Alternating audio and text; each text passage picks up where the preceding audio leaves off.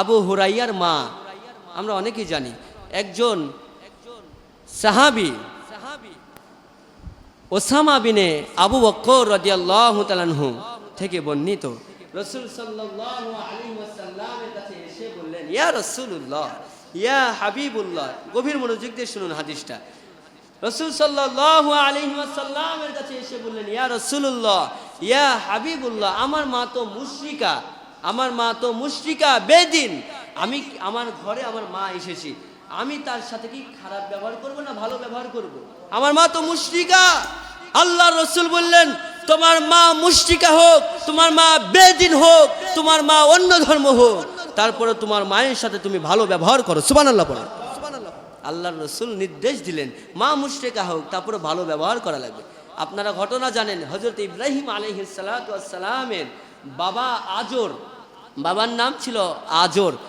এই বাবা ইব্রাহিম আলাইহিস সালাতু ওয়াস সালাম যখন তাওহীদের দাওয়াত দিলেন, কি বাবা কালেমা পড়ে নাও, আল্লাহকে মেনে নাও, আর নবী হিসাবে আমাকে গ্রহণ করে নাও, তখন ইব্রাহিমের বাবা বলেন, আমার ঘরে থাকো, আমার ঘরে খাও, আমার পড়ো, আর আমাকে কালেমার দাওয়াত দাও, ঘর ছাড়া হয়ে যাও।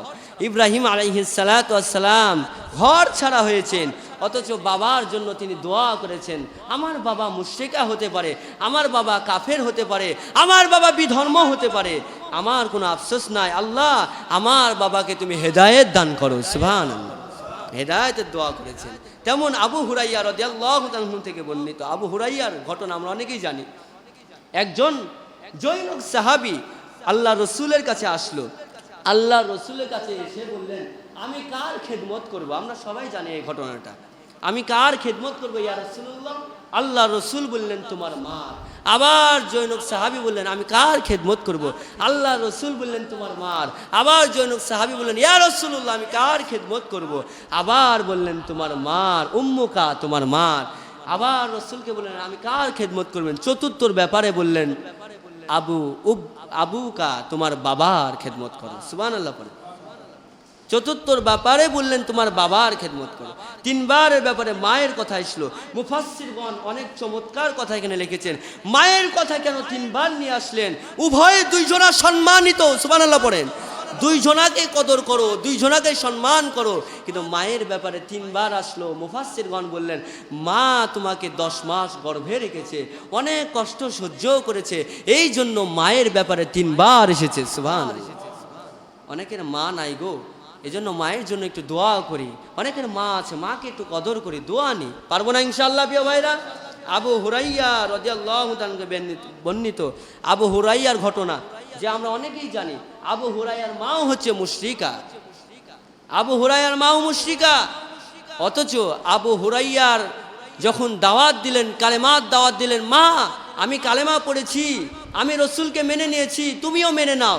এবার রসুলের সম্বন্ধে এমন কিছু কথা বলেছে আবু হুরাইয়ার মা, এমন গালাগাল যে রসুলের কোনো ঠিক নাই, রসুলের কোন কালেমা মেনে নিয়েছো, এমন কিছু কথা বাজে গালি দিয়েছে। আবু হুরাইয়ার মাথা গরম হয়ে গেছে, তারপরে আবু হুরাইয়ার মাকে কিছু বলে নাই। সুবহানাল্লাহ বলে।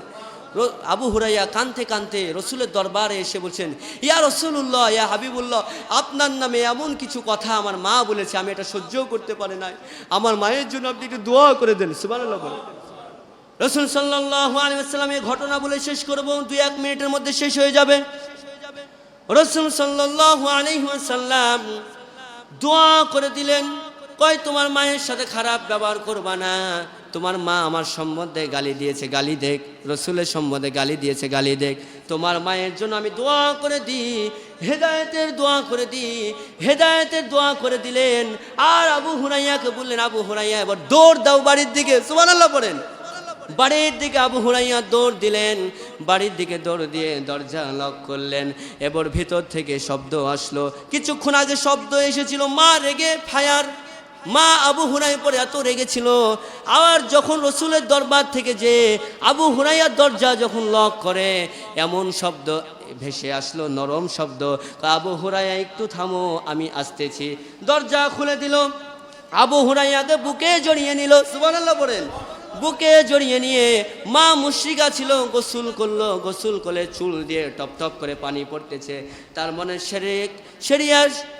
শিরক দূর করে, মুশরিকা দূর করে আবু হুরায়রার মা রাসূলের দোয়া কবুল হয়ে গেছে, শিরকে দূর করে আবু হুরায়রার মা কালেমা পড়ে নিল, আশহাদু আল্লা ইলাহা ইল্লাল্লাহু ওয়া আশহাদু আন্না মুহাম্মাদান আবদুহু ওয়া রাসূলুহু। আল্লাহু আকবার। আবু হুরায়রার মায়ের দোয়া কবুল হয়ে গেছে, রসুল দোয়া করে দিয়েছে। আবু হুরায়রাকে বুকে জড়িয়ে নিয়ে কালেমা শাহাদত পড়ে নিয়ে আবু হুরায়রাকে বুকে জড়িয়ে নিলেন। সুবহানাল্লাহ।